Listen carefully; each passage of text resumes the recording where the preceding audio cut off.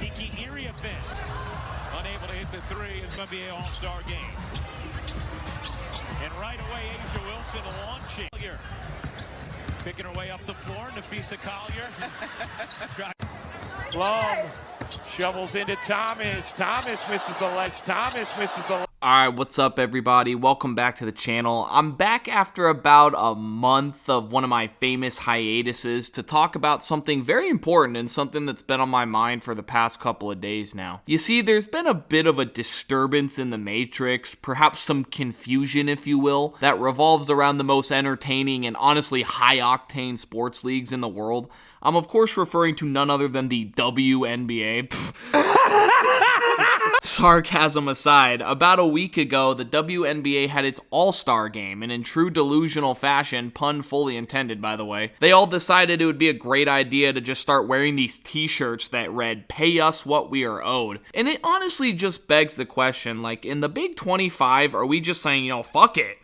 When it comes to using our brains and whatnot, like, I don't know, y'all tell me, but this story is honestly just so stupid, so embarrassing, and I figured we had to talk about it today, so yeah, let's roll this shit. I'm sure it'll be oh so educational as always. United, WNBA All-Stars wear "Pay Us What You Owe Us" shirts, as WNBA Commissioner Kathy Engelbert awarded Minnesota Lynx forward Nafisa Collier the 2025 All-Star MVP trophy. Chants of "Pay them" rained down from the sold-out crowd of over 16,000 at Gainbridge Fieldhouse. The noise was booming, some of the loudest chants of the night.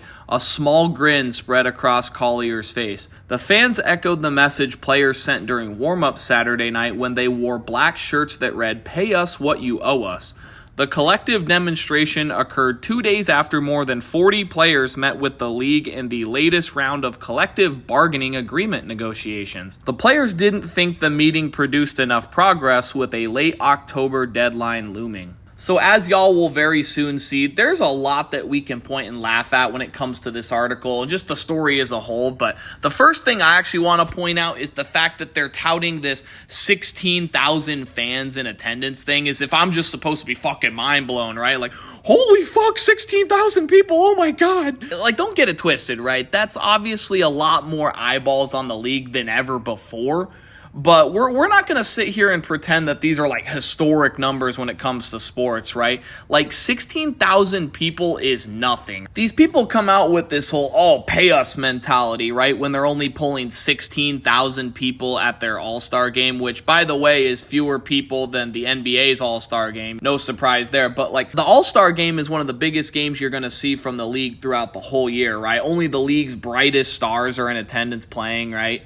And they only pull 16,000. What I mean by this is 16,000 is on the higher end for attendance in the WNBA, and that's nothing. And yet I'm supposed to sit on my ass and believe that, they're not being paid enough, right, guys? Like it's entertainment, right? Like the more eyeballs, the more money your league generates. That's when the players get more money, right? You're not gonna get more money just for simply existing in this league, right? Like the sense of entitlement from these women is actually insane. That was a powerful moment, Los Angeles Sparks guard Kelsey Plum said of the crowd's support.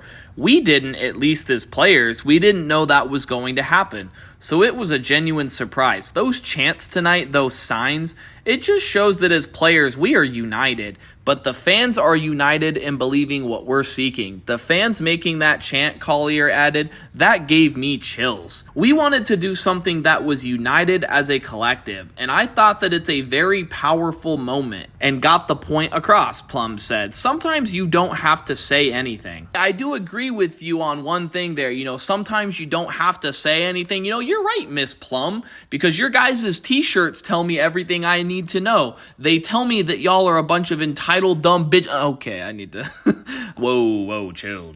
So I know I've been making fun of the whole cause and whatnot, right, from the very beginning, but this is genuinely where you lose me. So this is just straight up embarrassing, coming out here creating this narrative of, women's empowerment and women's unity and, we're all in this together, right, and all that bullshit when When in reality here, one of the primary reasons that people even watch this league is because of a singular woman who y'all, for whatever reason, have all colluded to beat the dog piss out of, coming out here talking about women's empowerment and women's unity when you actively oppose one of the league's greatest stars and one of the greatest reasons why you even have people watching you in the first place. We can go around and say all this stupid shit like, we're owed so much more money than what we get and all that, right? But what we're not gonna do is sit here and lie.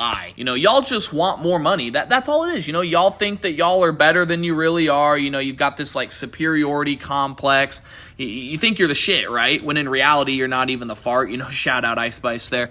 But y'all think y'all deserve LeBron money or some shit when in reality you don't.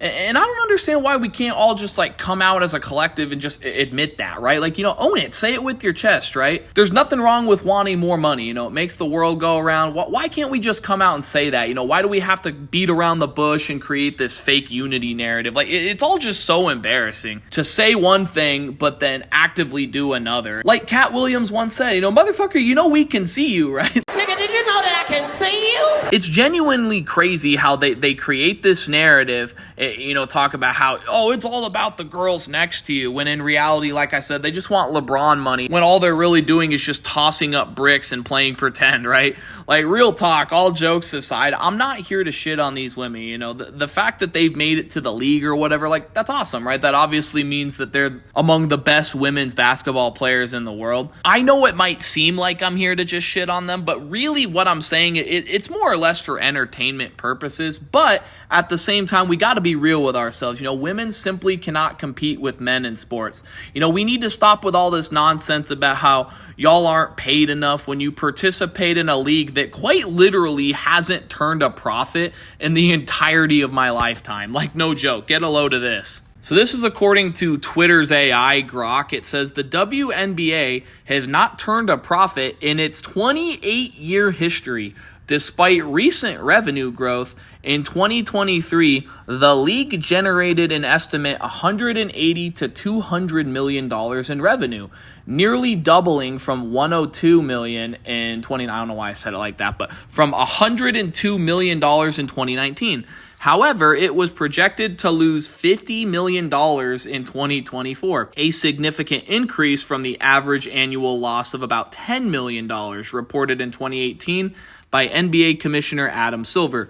The league relies on subsidies from the NBA estimated at $10 to $15 million annually to cover operating costs. While viewership, attendance, and sponsorships have surged, expenses like charter flights and facility investments contribute to ongoing losses. Some argue these losses are typical for a growing league reinvesting in itself, similar to Major League Soccer's early years, but profitability remains elusive. So like I said, man, I'm not just out here talking out my ass, right? I'm not just making shit up. The league genuinely has not brought in enough revenue to be considered profitable, right?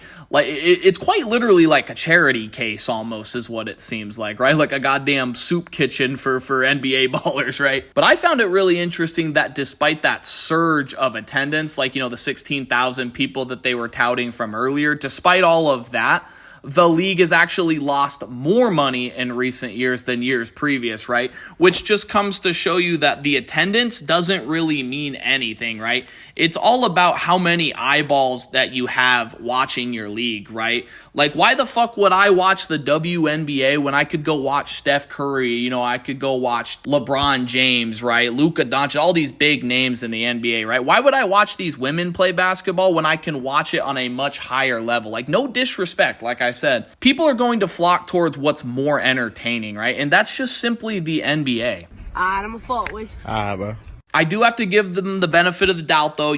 Maybe they are investing more into their league, and you gotta spend money to make money, right? So maybe the WNBA is gonna pop off someday. Maybe I'm just totally wrong, but that's just honestly the way I see it. Like that opening clip you saw, though, it's just insane that these women are out here demanding all this money when they're shooting like that, and they're demanding all these charter flights, and just they want these big arenas, right? Like, at some point, you're gonna run out of fucking money. I don't really know what else to say at this point. This is just pure delusion coming from these women. It's like the old saying goes, man, you know, you can't have your cake and eat it too. You can't be coming out here with all these insane demands and, you know, wanting all these, quite frankly, expensive accommodations and then also want to get paid LeBron James money. Like, you gotta pick one or the other. Also, we've all seen before what happens when you run your mouth making all these demands and then it backfires. You know, we saw it recently with Alicia Lehman. You know, that shit was pretty funny. If y'all are unaware, this woman is a member of Switzerland's national team for soccer,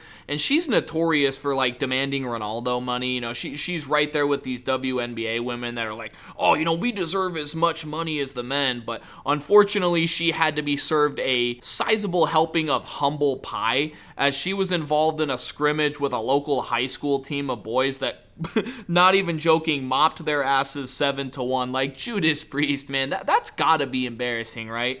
You know, I was certain that the retirement announcement was coming after that, because how do you get the ever-living dog shit beat out of you by a bunch of high schoolers, like I said, you know, after talking all that craziness and then want to get out of bed and kick the ball around again? You know, just get out of bed and start it all over again.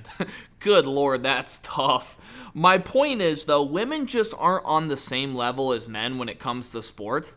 And honestly, that's okay. You know, there are plenty of other things that women have us men beat in. You know, who came out and said, oh, women, you have to be better at sports than men? Like, no one said that. You know, the only ones that deserve to be paid, you know, as they put it, are Caitlin Clark, because she's just different. You know, she's in a league of her own and truly makes the other women around her look silly. Or maybe like Sophie Cunningham and Megan McConnell, because I mean, honestly, need I say more? I know the fellas will agree with me on this one, you know, get this man a true. But essentially, at the very core of it all, your whole league is just a high school girl slumber party. And one of your all-stars perfectly demonstrated that, shitting on the league's single brightest star, you know, Caitlin Clark. You know, the whole hate surrounding her is so forced. I mean, watch this bullshit. The t-shirt, just United Front, was determined this morning that we had a meeting for. And, you know, not to tattletale, but 0 members of Team Clark were very present for that. Shut the fuck up. God damn. Nah, man, the player hating has reached an all-time low. You know, we got a motherfucking 23-19 in this bitch. You know, we got a mole. There's a goddamn narc, you know, starting to understand why Darren Waller cheated on yo Chop Dad. But, like, oh my God, I gotta chill. Seriously, my point is, though, no one is watching for the highlights. Because if they were, they'd just go over and watch the NBA. You know, this league is nothing more than a bunch of mean girls playing dress up, you know, stirring up these cringy, fake-ass dramas. You know, honestly, on some Love Island type shit, like, that's how fake this whole thing seems. It honestly seems like these awful reality shows that are clearly scripted. That's what the WNBA to me feels like, you know, when it comes to the whole hating Caitlin Clark thing and the Angel Reese versus Caitlin Clark. Like, all of that just seems so scripted and so fake, at least for the most part. You know, there are some girls that are actually ballers, right? But like 95% of it to me just seems like a reality TV show full of gossip and other pointless bullshit. But that's pretty much it for the video, man. I'd love to hear what y'all have to say about all this. Bottom line is, man, like, you can't be coming out here talking crazy if you don't got the facilities to back it up, right? Like, if we've got these women, you know, just putting up historic stat lines, you know, like some Wilt Chamberlain-like numbers, then you can come out and talk your shit, right? But when we're struggling to put up 15 points in a game and we're missing wide open layups and all that stupid shit, like, maybe it's time to sit this one out and go back to the bench. And the fact that they want to come out here and demand all this money behind the guise of, you know, love and positivity and friendship and unity amongst girls, but then to treat Caitlin Clark like this, it's just so pathetic, honestly. But thank y'all so much for watching, guys. If you enjoyed the video, leave a like rating, subscribe to the channel for more commentaries just like this. Leave a comment down below. I'd love to hear what y'all have to say about all this. And yeah, I'm out, guys. We'll catch you on the next one. Bye for now.